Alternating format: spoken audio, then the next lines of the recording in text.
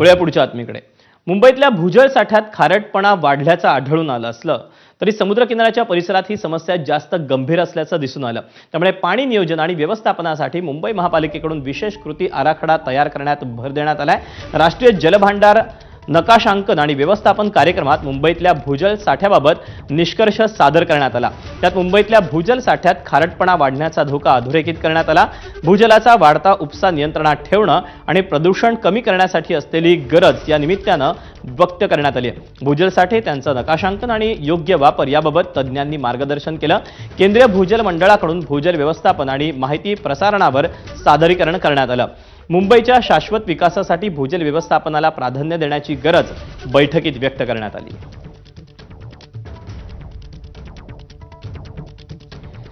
मुंबईत सध्या डासांचा प्रादुर्भाव वाढत असल्याचं दिसत असून त्यावर मुंबई महापालिकेची डासनाशक औषध फवारणी यंत्रणेची उपाययोजना